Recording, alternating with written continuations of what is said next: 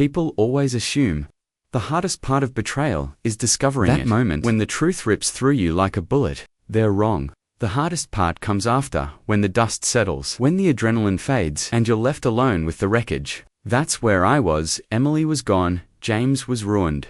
Everything had fallen into place just as I planned. But instead of feeling victorious, I felt empty, like I had won the battle but lost something in the process. Then 3 weeks later, I got an email. And just like that, I realized my story with Emily wasn't over. It came late at night, long after I had stopped expecting to hear from her. The subject line, "Please," I should have deleted it. Blocked her, erased every trace of her from my life. But curiosity got the better of me. I clicked. "Ethan, I know you hate me. I deserve that, but there's something you don't know. Something I didn't tell you that night. Please meet me one last time. After that, if you never want to see me again, I'll respect it, but you need to hear this. Emily." I sat there staring at the screen, my fingers hovering over the keyboard. She had already destroyed everything. What more could she possibly have to say? And yet, I couldn't ignore the feeling in my gut. We met in a quiet cafe, far from where anyone we knew would see us. She looked different, tired. Smaller, somehow. She didn't wear makeup, and there were dark circles under her eyes. Good, I thought. She should suffer. But when she spoke, her voice was barely above a whisper. "Ethan," she hesitated. "I never wanted to hurt you," I scoffed. "That's the best you've got, after everything." She swallowed hard, gripping her coffee cup like it was the only thing keeping her steady. "I lied to you," she admitted, "but not just about James." My hands clenched. Then about what? She hesitated.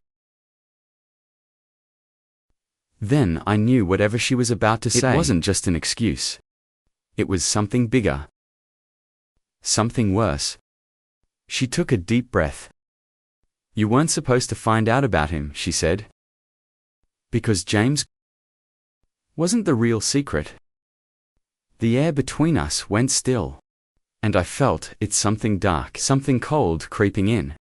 Because for the first time I realized I had only uncovered part of the truth. And whatever Emily was about to tell me was going to change everything. There's a strange moment when you realize your life has been built on lies. It's not like in the movies, no dramatic music, no slow-motion flashbacks. It's just silence. A cold, creeping silence that wraps around you as the truth settles in. And as I sat across from Emily in that dimly lit seat, watching her fidget with her coffee cup, I felt it. That silence. That weight. Because I knew whatever she was about to say, it was going to be worse than her affair with James. I forced myself to speak. "What do you mean James wasn't the real secret?" She exhaled, shakily, eyes darting around the safe like she was afraid someone might hear. "James was convenient. A mistake, yes, but not the real reason I've been lying." I leaned forward. "Then who?" Her lips parted, but no sound came out at first. And then, just barely above a whisper, "Liam." The name hit me like a slap. Liam, my best friend since college. The guy who stood beside me at my wedding. The one person I never once suspected. I shook my head, a bitter laugh escaping my lips. No way. But the look on her face stopped me cold. It was true. Every memory I had of him, of us laughing over beers, crashing on each other's couches, celebrating milestones, twisted into something ugly. Had he been there the whole time? Watching me pretending? How long? I managed to ask, my voice hollow. Emily swallowed hard. A year. James was nothing. Just a stupid fling, a distraction. But Liam, he had been in my life for years. He had played the long game. And I had never seen it coming. I stared at her, gripping the edge of the table so hard, my knuckles turned white. You were sleeping with my best friend for a year. And you let me think James was the real betrayal. Tears welled up in her eyes. I wanted to tell you, I did, but I laughed. A hollow, bitter sound. But what you were waiting for, the right time. She flinched. Liam, he told me you wouldn't handle it well. That you'd lose it. I froze. He told you that my voice was dangerously quiet. She nodded, her gaze dropping to the table. He said you had a temper. That if you found out you'd do something drastic. That's when I realized. This wasn't just about Emily. This was Liam's plan all along.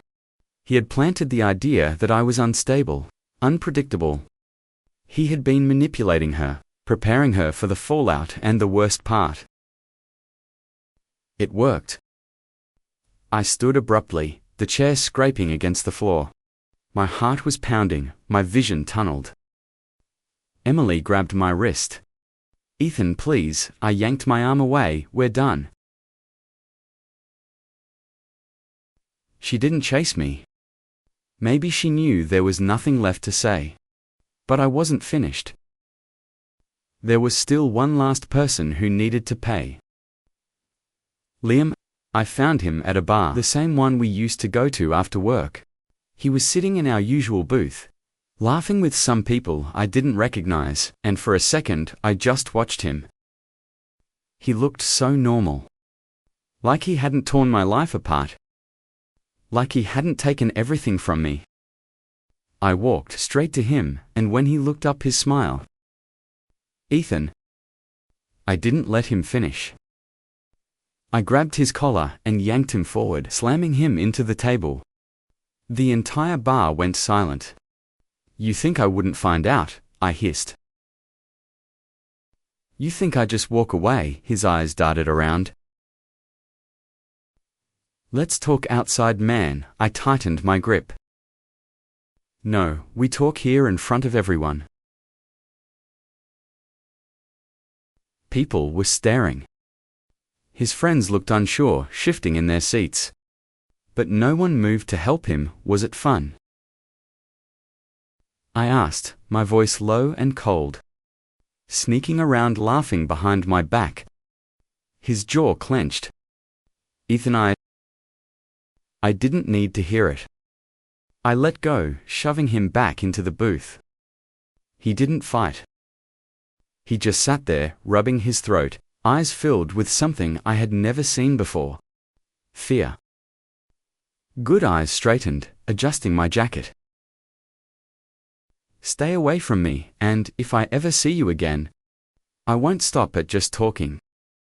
Then I turned and walked out. And just like that, I left them both behind. People always ask me if I regret it. If I wish I had handled things differently. No, because in the end, I won. Not by hurting them. Not by getting revenge, but by walking away, Emily. She moved away. I tried to reach out once, but I never responded. Liam, he lost everything. His friendships, his reputation. Turns out, betrayal doesn't sit well with people. And me, I rebuilt. It took time, it took pain. But I did it. And now, when I look back at that night, the night smirked at me, at that company party, I don't feel anger, I feel relief. Because that was the night I saw the truth. And the night I finally set myself free. If you were in my position, would you have walked away? Or would you have made them suffer?